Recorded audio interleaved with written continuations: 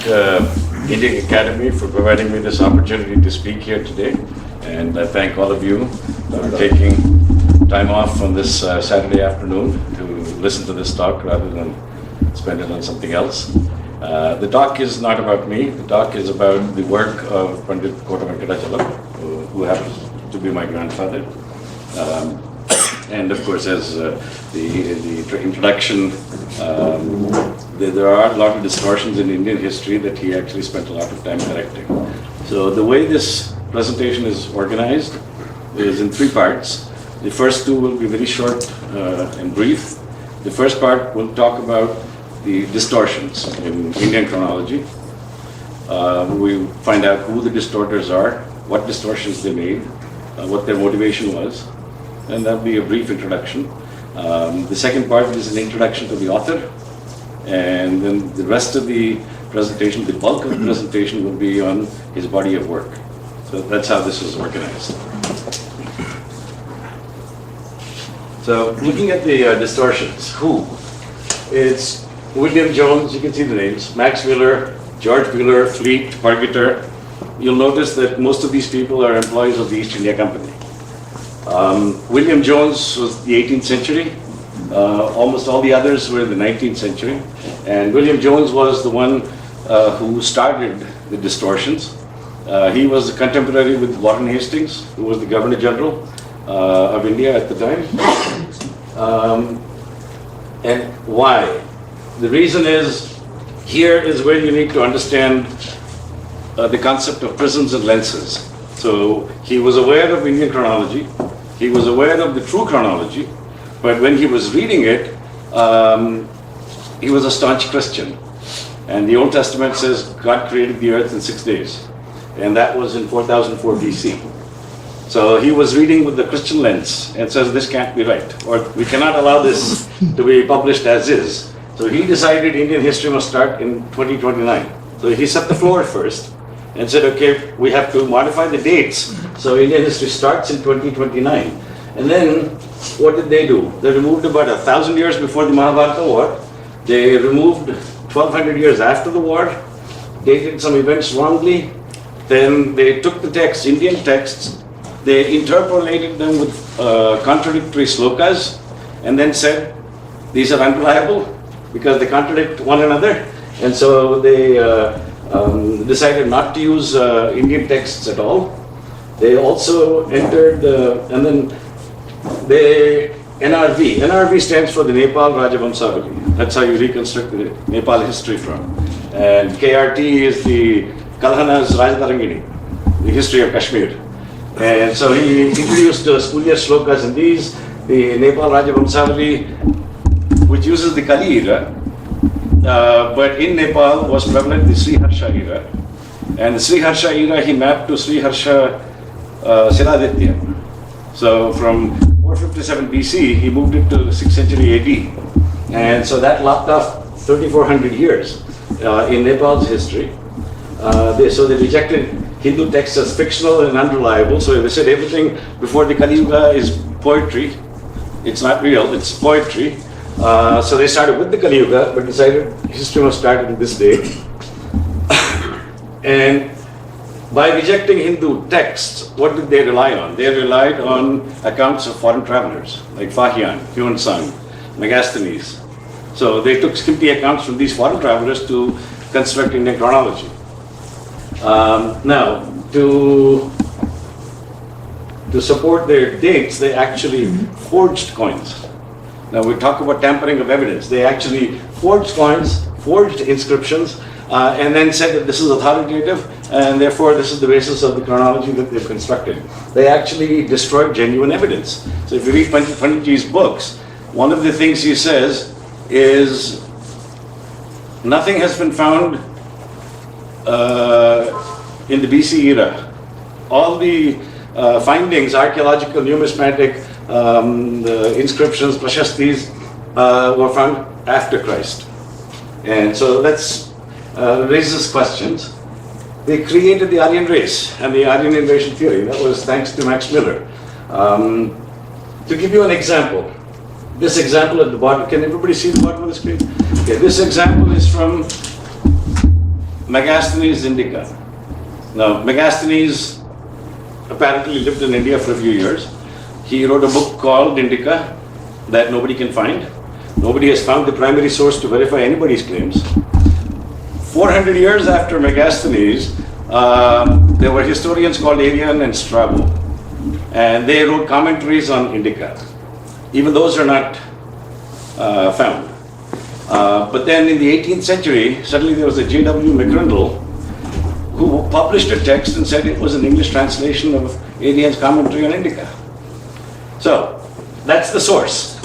So with that source, the three names that he found were Sandrami, Sandracota, Sandrasiptus. And here, there are two Chandraguptas in Indian history. One of the Maurya Empire and one of the Gupta Empire. Father, son, grandson. Father, son, grandson. So it doesn't take a lot of education or intelligence to see that Sandrasiptus matches with Samudragupta. Sandracotas, of course, is Chandragupta, no confusion here, but Sandramis maps to Chandramas, which is the Gupta dynasty. William Jones mapped it to the Maurya dynasty, and that pulled Indian history up by 1200 years. 1200 years, from 1534 to 327. So that briefly are the distortions. What is the result of those distortions? Buddha, Chandragupta Maurya, Patanjali, Adi Shankara moved up by 1200 years. Andhra Satavahanas were moved from the 9th century to the 3rd century BC. Varaha Mihira from 123 BC to 505 AD. And the Gupta kings moved up by 700 years. The Sungas, Kanvas and Andhras were made contemporaries, although they ruled one after the other in sequence on the Magadha Empire. Vikramaditya, Salivahana and 4 entire dynasties were removed from Indian history. Vikramaditya and Salivahana, emperors who had eras named after them, were completely removed from history. Mahabharata war moved from that date to this date. So this is the result of those distortions. Now you can imagine that by doing all of this, the chronology that they produced didn't match the original in any way, and was very confusing for anyone to even try and correct. So Panditji's approach was to reconstruct it from scratch, from Shruti and Smriti, rather than try and correct the chronology that they had produced. So, brief biography of Panditji. Was a traditional scholar who was well grounded in Shruti and Smriti, and he was, because of that grounding, he identified many of those distortions. Of course, a lot of the distortions that William Jones did was known before Panditji began his work, but there were others that he found as he was researching, and he decided to reconstruct chronology. He started his research when he was 23 years old, 1908, and spent 51 years and wrote 24 books. And over time, you can see the titles that he has been awarded. And eventually, he became the Pithadipati of Abhinava Virupaksha Pitham. And there's a picture here. This is the Mahaswami of Sringeri, initiating him as the Pithadipati of Abhinava Virupaksha Pitham. So he is Shankaracharya of the Sringeri Parampara. Now, the methodology that he used was a multidisciplinary approach. He felt that ancient texts were the primary source. Ancient texts were the primary source. And he felt that prashastis and inscriptions, and these are used to corroborate what the texts say. Because with a coin, you can corroborate one date. You can't write a history based on one coin. So he took texts as the primary source. And then, of course, he also drew from legends and folklore. So, for example, if there was an emperor and there's very little text that talk about his lifetime, then the place he grew up in, there may be ballads and poems and songs, plays, street plays. So there is civilizational memory of the emperor. So there are traditions also that one can draw from.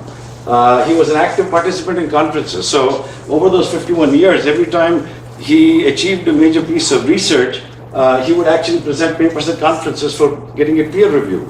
So all his work has actually been peer reviewed over time. He was also an active member and a contributor to the Andhra Historical Society, which was headquartered in Rajahmundry. And it was almost like a clearinghouse where scholars could get together, post their work, post their research. Of course, people would dispute, he would defend, he would present his discoveries, defend, and he would refute with evidence. So all this was in the public domain. It was peer-reviewed. So his works actually provide a complete framework. What I mean by that is he identifies most distortions and the distorters in one place. He has a reconstruction of the complete chronology from 3138 BC to 1193 AD. In doing so, he completely reconciles all the sources of Indian history. The history of the Magadha Empire from Puranas, history of Nepal from the Nepal Rajavamsavali, history of Kashmir from Kalhana's Rajatarangini, and of course, one thing, we will get to this again, but I just wanted to point out that the dates are consistent across all of these sources. And in doing so, he found distortions in the histories of Kashmir and Nepal. So he had to digress and correct and rewrite the histories of Nepal, the history of Kashmir, and then come back to the original research and complete his reconstruction of the chronology. Another good thing is that he identifies all the references that he used for his research, and they're precise up to the sloka. It identifies the text, the page, and the sloka. Now, here's an original theory of his, and that is out of India migrations, which completely debunks the Aryan immigration theory. All the globe, he says, was populated with migrations out of India, and we'll go get into that in one of the slides.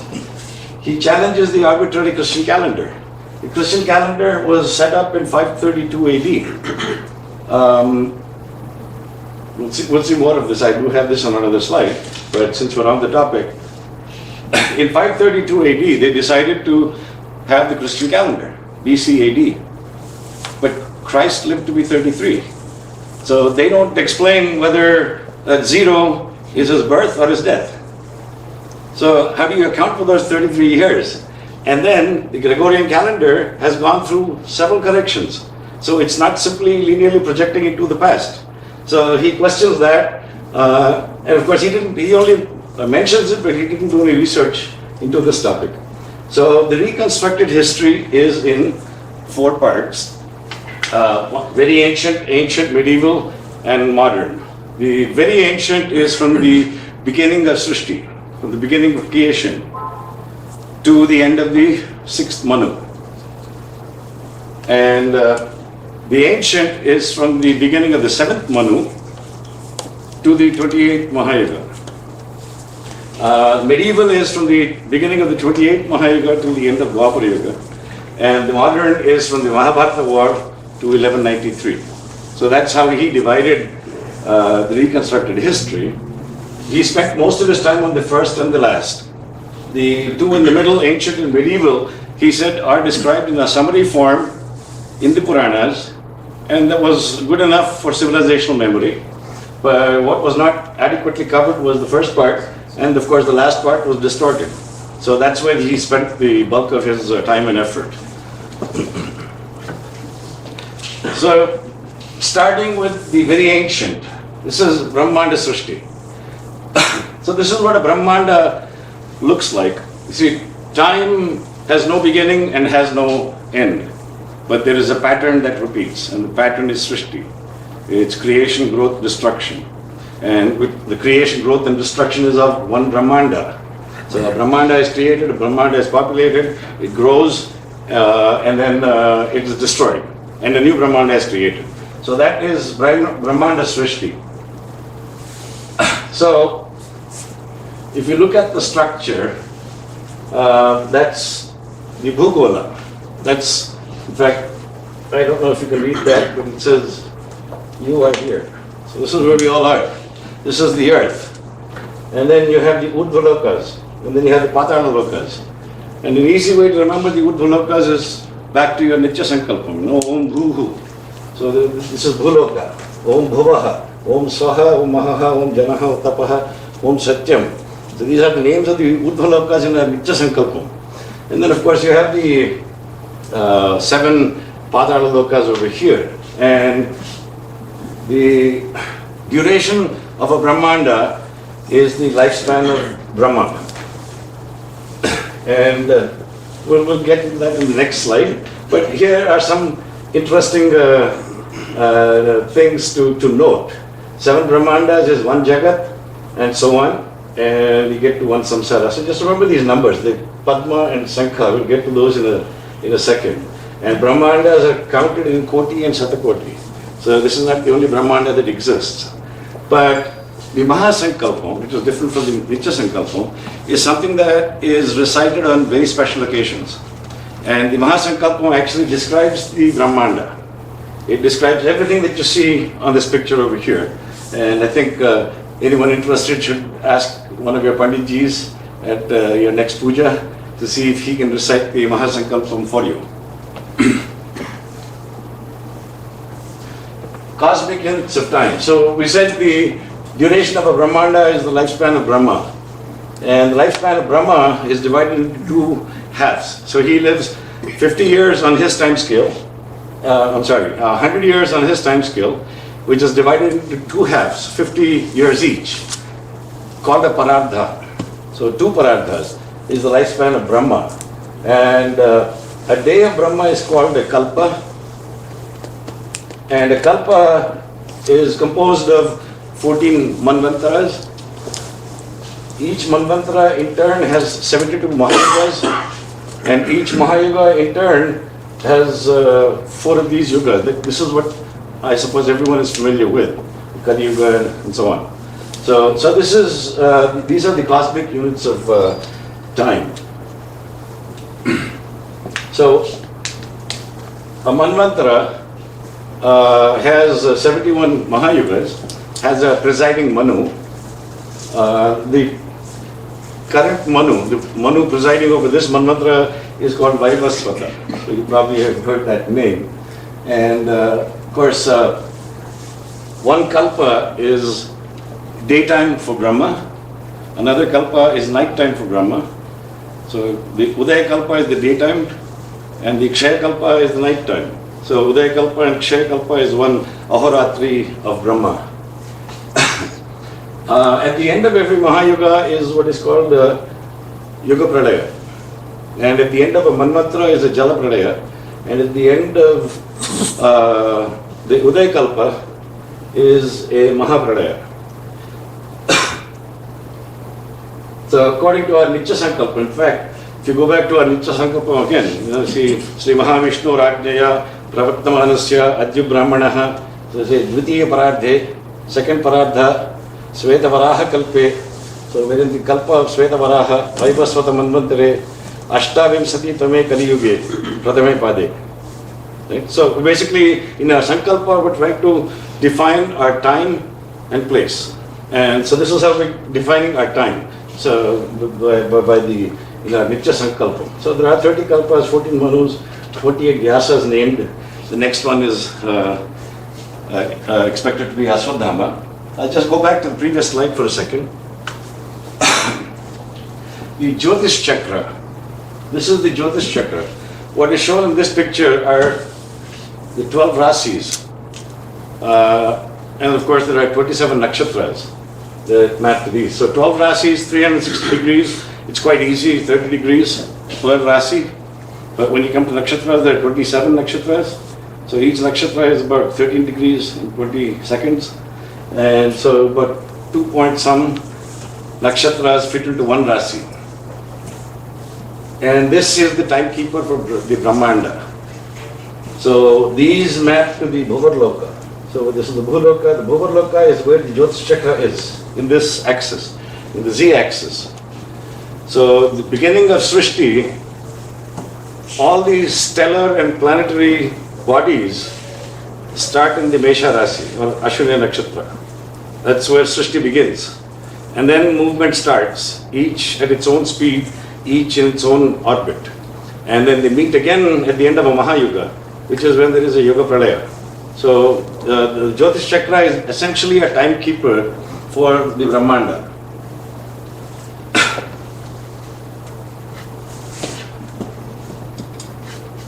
So just to give you an idea now, to deal with numbers that big, these are the numbers Panditji found in his research.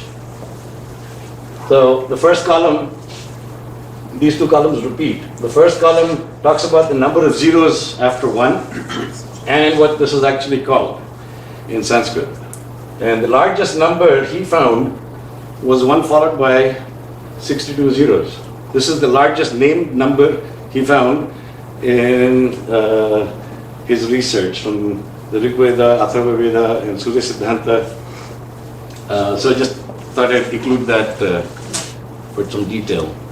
So these are the kalpas of Brahma, and you find that the first one is Svetavaraha Kalpa. And 15 Sukla Kalpas and 15 Krishna Paksha Kalpas, and that's a month of Brahma. And then of course there are 14 Manus in each Kalpa. Vaivasvata is the 7th. Our Manvantara is the 7th. So, what we are used to in geography is reading about the Earth as an eastern hemisphere and a western hemisphere. And we've been taught that the prime meridian, 0 degrees, it passes through Greenwich. What our Suti says is that there's a northern hemisphere and a southern hemisphere. And you look at the Earth from the top. So the center, this is the North Pole. And all the ones that you see, that's the equator. Now, what Panditji's research shows is this is Jambudvipa. So going back to our Nitya Sankalpa, the Nitya Sankalpa says that we're in Jambudvipa. Jambudvipe Bharatavarshe Bharatakhande. Meroho Dakshin Digbhage, Sri Sailesya Vayu Pradeshe, Krishna Godavari Yuho Madhyadeshe. So now first we covered time, now we're covering space. Where are we? We're on Jambudvipa. Where's Jambudvipa? Meroho Dakshin Digbhage. Sri Sailesya Vayu Pradeshe, Krishna Godavari Yuho Madhyadeshe. So in the Nitya Sankalpa you identify who you are, where you are, what time you're in, and what you're about to do. So this is a picture of Jambudvipa. Now, what he asserts is that all the landmass was in the northern hemisphere. All the landmass, the entire landmass, that includes Asia, Africa, Europe, the Americas. All of this was in the northern hemisphere, and that was part of Jambudvipa. The southern hemisphere was where the other continents existed, the other dvipas, but they were submerged with the 7 oceans in the southern hemisphere. So this is what ancient Jambudvipa looked like. And then coming to Bharatavarsha, Jambudvipa Bharatavarshe, Bharatakhande. This is what the ancient Bharatavarsha looks like. And in this picture, this is the equator at the bottom. This is the equator. There's India as we know it today. All this was one landmass. There was an ocean here called the Eastern Ocean. There was an ocean over here called the Western Ocean, and an ocean over here called the Southern Ocean. All this was a single landmass, and you could walk from India to Africa. And over here, you can see this is the Saraswati. And the Saraswati goes to and through Africa and actually dumps its water in the Western Ocean. And this line here is the Drishadvati River. So Brahmavarta is the land between Drishadvati and Saraswati. And this is where Suti was revealed, and that is where Suti was handed to humans. And right next to Brahmavarta is Adyavarta, which is where human form took shape. That India is the cradle of humanity and mankind. So the prime meridian, according to our Suti, passes through Hastinapur, Ujjain, and Lanka. And what he asserts over here is Sri Lanka is not the Lanka of Ramayana. The Lanka of Ramayana is on the prime meridian, and and the primary meridian passes through Hastinapur, Ujjain and Lanka, and he says Lanka is on the equator. It's on the equator, it's submerged today. So Shruti manifests in Brahmavarta, humans created in Aryavarta, was a single landmass, and this cycle repeats after every pralaya. Every time Srishti begins, it starts again in this manner. And then he talks about migrations out of India. So there were what are called the Dasyus. The Dasyus are defined in the Rig Veda, and Manusmriti actually explains who they are, what they are. These are kings that stopped observing Vedic rituals. And these people were excommunicated and driven to the northwest of the country. And so this is how the migration started. It completely refutes the island migration theory and asserts that the people and the knowledge migrated out of India to the west. That knowledge didn't come to India, knowledge went from India to the west. So, more on the migrations. So the Rig Veda mentions Dasyus and describes them as Kshatriya kings who stopped observing Vedic rituals. The Manusmriti actually identifies specific tribes of Dasyus, and it says that so-and-so, Dravid Dasa, Yavanas. So you must have seen controversies about Yavanas being Greeks or not. They're Indians. The Indians who migrated out of India. They were not Greeks who came to India. So we'll see this again. Their history goes as far back as the Emperor Sagara. Sagara was a descendant of Harishchandra, an ancestor of Lord Rama. And Sagara was the one that actually overpowered all of these tribes, and he was the one that drove them out of the country. They are mentioned in the Mahabharata war. All the Yavana kings fought on the side of Duryodhana, and they are named in the Mahabharata 3138 BC, when Greek didn't even exist. Greece didn't exist. They are mentioned in the times of Ashoka. Ashoka's edicts talk about Yavana kings. So the kingdoms, the main kingdoms, and you can see them on the map. It's probably too small for you to read. But Abhisara, Uraga, Simhapura, Diva, Kataka, and Uttara Jyotisha are 5 kingdoms that are constantly mentioned through our itihasas. And as these people migrated to the west, here is how Sanskrit names got morphed into the names we know them as today. So he says Yavanas, and these people used to speak Prakrit. And Prakrit in Sanskrit was slightly different. There was no Sa in Prakrit. It was Ha. So Sapta Sindhu became Hapta Hindu. Or Sindhustan became a Hindustan. So the differences. So Yavana was pronounced as Yona. And by the time they got to Greece and got written into the Roman script, it became Iona or Ionia. So you see, this is the original Sanskrit name.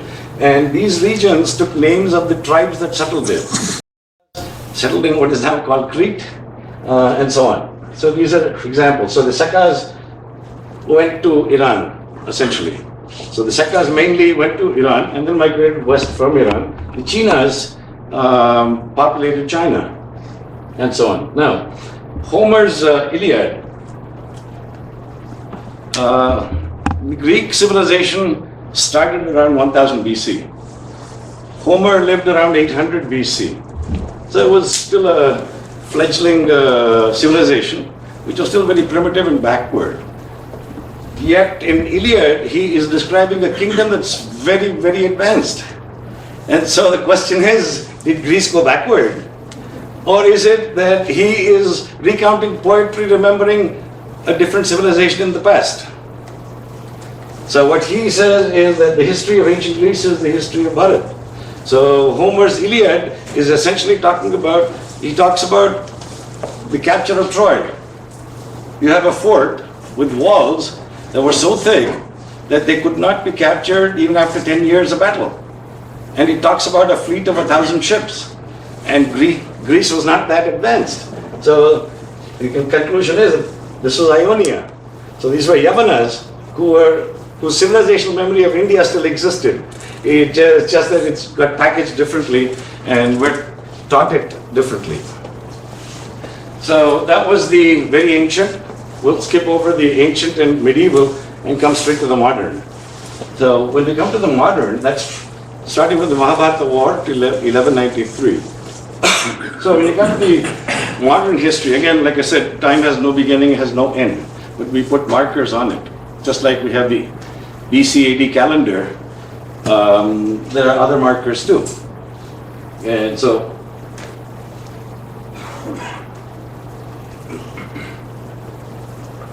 I'm able to see the entire slide. I think it's a little bit cut off from the left, but the first one is Yudhishthira Saka, and Yudhishthira Saka corresponds to the Mahabharata War, and the reason it's named after Yudhishthira is because he was crowned Emperor, Chakravarti of India, and because that was a big event, there was an era named after him, the Yudhishthira Saka. Then you had the Kali Saka, the Jayabhirya Yudhishthira Saka, Yudhishthira Kala Saka, Saptarishi, Lokikabda, several names. This is still used in Kashmir, it's called Kashmir Abda. Kashmir calendar is still based on the Saptarishi Saka.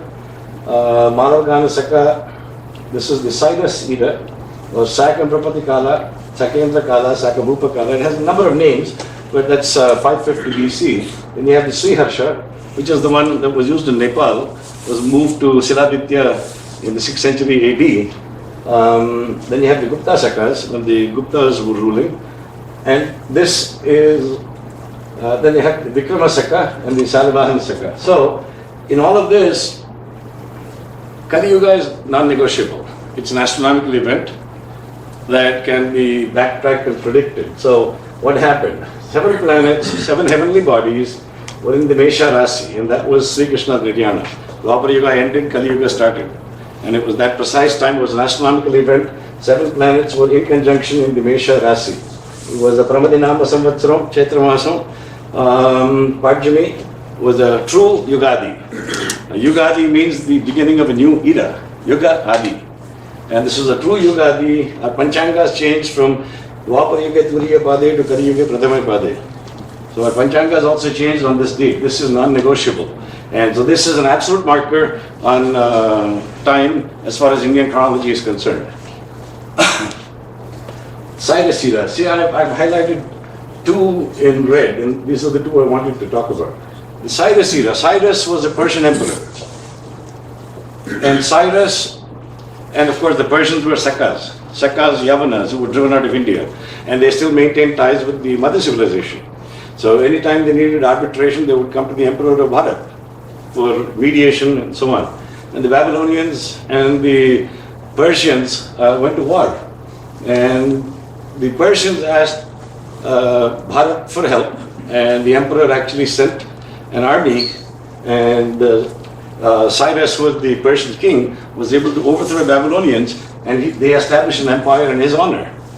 Now, a few years afterwards, these Sakas actually conquered the northwestern parts of India, parts of Kashmir, parts of Punjab, and the Cyrus era is actually known in those parts of India, not in the rest of India, but certainly in those 2 parts of India. And the Cyrus era is mentioned by Rudragarga in his astronomy books. It's mentioned by Varahamihira, it's mentioned by Kalhana in Rajatarangini, Kashmir. Talks about the Cyrus era. See, Saka, and this is where the Britishers added some confusion. The word Saka has 2 meanings in Sanskrit.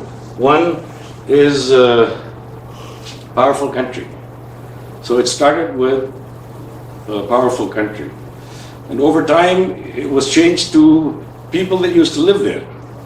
So first it was for the country, then it became the people of that country. So the Sakas are basically the people from Persia. The second meaning is, the more common meaning, is era or epoch. Era. So what the Britishers did in their distortion, they ignored this, they ignored this, they ignored this. They actually moved this down. They moved 725 BC over here. They moved this to 6th century AD. And they said these 2 are fictional people. Vikramaditya, who had an era named after him, Salivahana, who had an era named after him. He said these people are fiction, and they removed 1300 years of the Agnivamsa kings. These got removed, and that's really what they did. Now, Buddhist and Jain texts, and we'll touch upon that also, they also have a Yudhishthira era, but their Yudhishthira era starts 468 years after Kali, which maps to 2634 BC. So these are Jain texts. So the point here is, depending on what text you're looking at, you have to know which era those dates are in.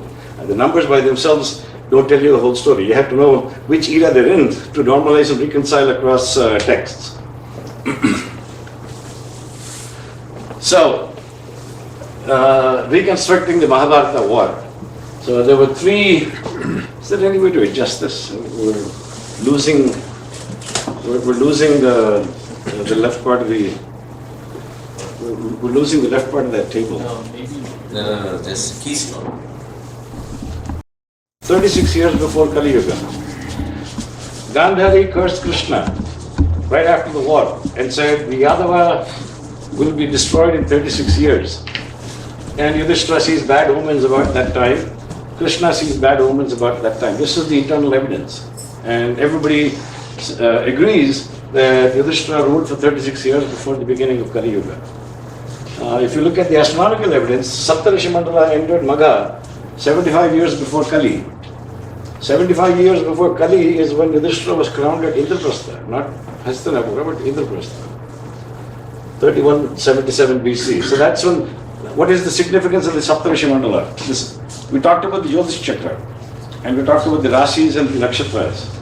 So the Saptarishi Mandala, Varsa Major, spends 100 years in the Nakshatra before it moves to the next. And it goes in retrograde motion. So, Saptarishi Mandala would have been in Magha for 100 years. So if it started over here, in 25 years after Kali Yuga started, is Yudhishthira Swargarohana. And that's when it enters the next star in retrograde motion, which is Aslesha, from Mesha to Magha to Aslesha. So that's 100 years.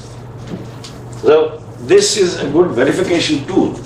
So when you look at dynasties, and that's probably on the next slide, we'll get back to that, but I just wanted to mention the significance of the Saptarishi Mandala. It spends 100 years in every nakshatra before it moves to the next one. Varaha Mihira quotes Vidyagarga and talks about Yudhishthira Swargarohana using the Cyrus era. Using the Cyrus era that we just saw, 550 BC. Kalhana reasserts Varaha Mihira in Rajatarangini, using the same sloka. He talks about when the Swargarohana happened, the Saptarishi Mandala was in Magha, and that's how he establishes the dates. Then of course you've got inscriptional evidence, and one I'll focus on is this one here. King Sudhanva. Now this inscription uses the Yudhishthira Saka, 3138 BC, and it's on a copper plate that was given to Adi Shankara when he was actually visiting that region. So apparently there were about 300 Pandits of different faiths, and Adi Shankara debated those 300 people, and he won over all of them, and the king was so pleased. The king was a Jain, and he was so convinced with Adi Shankara's arguments that he became a follower of Adi Shankara and wrote an inscription for him, and this was the year Adi Shankara's Niryana also occurred. So as you start put these things together from different sources, you see how they start interlocking. All you need is the key and one sheet anchor, and everything falls into place. Then of course there are other inscriptions from the Gupta era, all of them referencing the Yudhishthira Saka. So, modern history of Bharat. So, we saw that the Mahabharata war is the sheet anchor. So if you think about the time of the Mahabharata war and the big kingdoms. So you had the Kuru Vansham in Hastinapur, you had Magadha, you had Nepal, Ayodhya, you had Kashmir. You had all these kingdoms at the Mahabharata war, and these are long-lived kingdoms. So just looking at the genealogies of each of these, you can start making mapping. So Magadha, Kashmir and Nepal, with these three you can reconstruct all of Indian chronology. So, and these are the dynasties that ruled over Magadha, just Magadha. These are the dynasties, and the two things I have put in red are the Maurya dynasty and the Gupta dynasty. And Maurya was pulled to Gupta, this age. That's how we lost 1200 years. So, and once we make that connection, the Puranas and Itihasas become consistent. Now, one thing I did forget to mention is today there seems to be a perception that Puranas do not contain history. Anybody heard that? That's not right. Mahapuranas have 10 characteristics called the Dasalakshana. And the Upapuranas have 5 characteristics called the Panchalakshana. Common to both are the Panchalakshana. And the Panchalakshana are Sarga, Pratisarga, Manvantara, Vamsa, Vamchanacharita. So the Sarga talks about Srishti and creation. Pratisarga talks about destruction at the end of Srishti. Manvantara talks about cosmic units of time. And Vamsa talks about genealogies of kings and gotras with the founding rishis. And Vamsanacharita talks about great events in their lifetimes. So with those, it is possible to reconstruct the genealogy. So I just forgot to mention that earlier, but I think this is a good point to mention that. But so the modern history of Bharat, you reconstruct it, you find Chandragupta Maurya was indeed in 1534, you find the Gupta was in 327. Now, Buddha, same thing with Buddha. Buddha belonged to the Ikshvaku dynasty, Ayodhya. So, Brihatbala was killed by Abhimanyu in the Mahabharata. And you'll find, if you look at the genealogy, which is in several Puranas, you'll find the 22nd, 23rd and 24th kings are Shuddhodana, Siddhartha and Rahul. Sound familiar? So, this is Buddha right here. And he was the contemporary of Kshemat, Bimbisara and Ajatashatru. And we know that Ajatashatru's coronation was in this year, and Buddha was 72 years old at that time. There are Buddhist texts that say that his Nirjana occurred when he was 80 years old. And we know when he was 72. Nagarjuna was spreading Buddhism in Kashmir in the 13th century. So Buddha could not have lived before the 13th century. So you can start using this data to start constructing and rule out certain dates and zero in. And then when you can get something that's confirmatory, that allows you to zero in and predict a particular date. And then there is also astronomical proof, Buddha Purnima, which is in Vaisakha Masam. Vaisakha Purnima is Buddha Purnima, and that was 1807. So that's how the date of Buddha was fixed. You look at Adi Shankara. The many books called Shankara Vijaya have been published, and each one of them was written by one disciple or the other. But the most authoritative one is one that was written by his childhood companion called Vishnu Sarma, and that is the Brihat Shankara Vijaya. And the Brihat Shankara Vijaya, of course, all the dates are in, actually some dates, all the dates in Brihat Shankara Vijaya are in the Yudhishthira date from 3138 BC. And he establishes Vaisakha Sukla Panchami, Nandanana Samvatsram, is when Adi Shankara was born. That's to 509 BC. Here is where we can corroborate from Jain texts. Kumarila Bhattu. Adi Shankara met Kumarila Bhattu, and he is apparently 48 years older than Adi Shankara. And Adi Shankara was 15 years old. Wanted to debate with Kumarila Bhattu. This was from the Jina Vijaya, from the Jain texts. Kumarila Bhattu was a student of Mahavir Jain. They were not contemporaries of Buddha. Kumarila Bhattu was the student of Mahavir Jain, and he went there only to learn about Jainism, so he could defeat Jains in debate. And so when his cheating was caught, the disciples of Mahavir Jain actually threw him off the roof of the Guru's house. And then when Adi Shankara met him, he was actually doing self-immolation. And that was his prayashchittam for having cheated his teacher, his Guru. So anyhow, so the date gets fixed. We know how old he was. Nepala Rajavansavali talks about Adi Shankara visiting Kashmir, because Adi Shankara, his guru was Govinda Padacharya, and when Govinda Padacharya attains Siddhi, Adi Shankara actually goes to Badrikashram to meet his Param Guru, his Guru's Guru, which is Gaudapadacharya. And so this is his visit to Kashmir. You can get this from the Nepal Rajavamsavali. And then of course Sudanva's inscription we saw on the previous slide fixes another date. And then of course 367, Kalhana in Rajatarangini talks about Gopaditya building temples for Adi Shankara. So with Gopaditya building temples for Adi Shankara in the 4th century BC, there is no way that he could have been in 788 AD. Right? This is what they say. And what turns out that 788 AD is the 38th Guru of Kanchipuram, called Abhinava Shankara.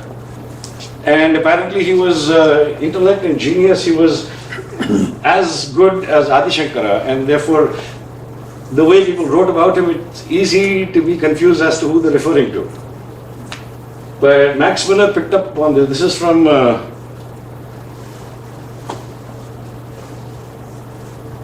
think it's called Sankara Mandara Saurabham. And that was the text from which Max Miller picked this date of 788 and said Adi Shankara was born 8th century AD. Vikramaditya, the English said he was fictional, and they removed 4 dynasties. So, if you look at the old Telugu or Indian calendars, you will find 3 eras named in them. So it tells you which year this is from the beginning of Kali. It tells you in Vikram Samvat, Salivahana. These eras are still in use, and yet they say that these people were fictional. Bhavishya Mahapurana talks about Vikramaditya being born in 101 BC, coronated in 82 BC, and death in 1980. Of course, the era was established in 57 BC when he becomes a Chakravarti. In fact, Kalidasa, in one of his astronomical texts called the Jyotirvidavarana, says there are only 6 people who had eras named after them in Kali Yuga, starting with Yudhishthira and Salivahana and Vikrama, and the last one is yet to come, who's going to be the descendant of Kalki. So those are the 6. So these people are called Sakakartas because they have eras named after them. And he says that Vikramaditya and Salivahana were certainly Sakakartas. So Jyotirvidavarana, he says he wrote this in 3068 of the Kali era, which works out to 33 BC, identifies himself. So that there's no confusion as to which Kalidasa we're talking about. He said he wrote 3 texts, including Raghuvamsam and Jyotirvidavarana. So we know which Kalidasa we're talking about. So that's 1st century BC.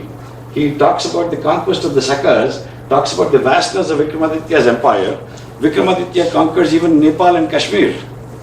And it is in 57 BC that he actually goes to install Amsuvarman as a Samanta in Nepal. And that is when the era started.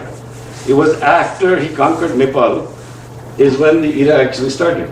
Rajatarangani talks about Vikramaditya appointing Matragupta as the king of Kashmir in 14 AD. But then Vikramaditya died in 19 AD and Matragupta abdicated the throne. Ptolemy identifies Vikramaditya and the era.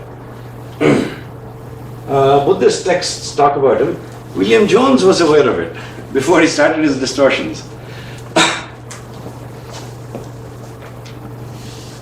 And some other dates that were reconciled is Aryabhata 2765. In Aryabhatiyam, he says, 360 years into this era, I was 23 and wrote this text, is what he states in Aryabhatiyam. That puts him at 2765, is when he was born. He was 23 in 2742. So 2742 is when we wrote the Aryabhatiyam.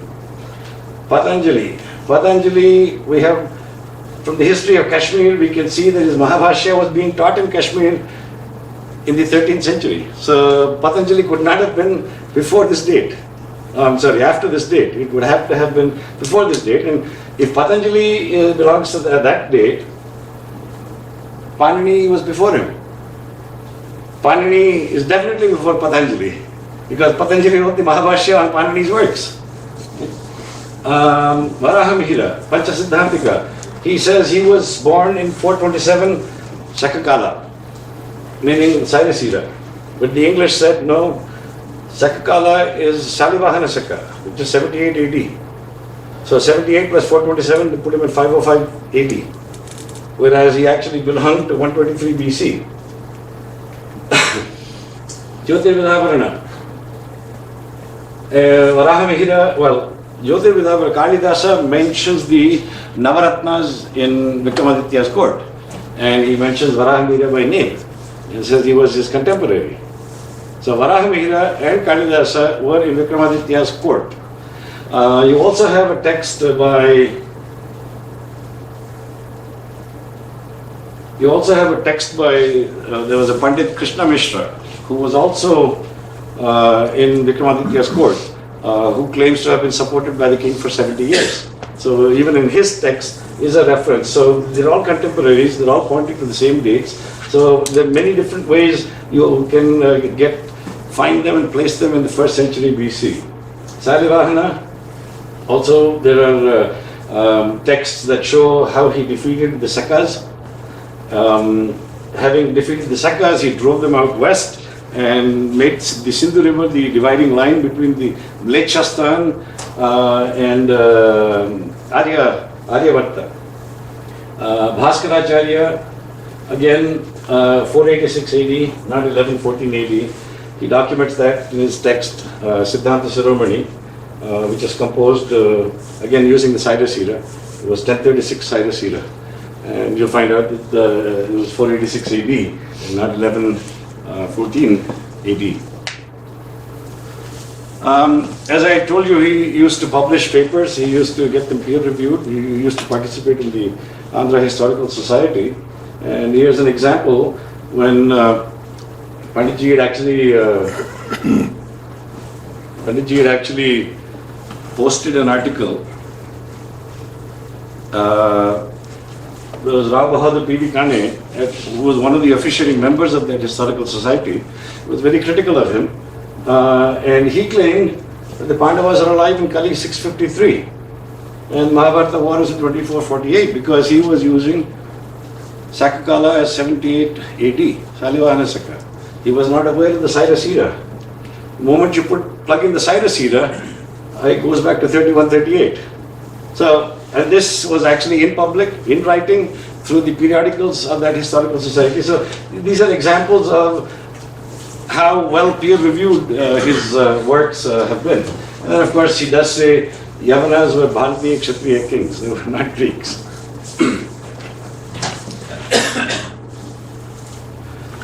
So that's all I really had for today. And if there are any questions, I'll be glad to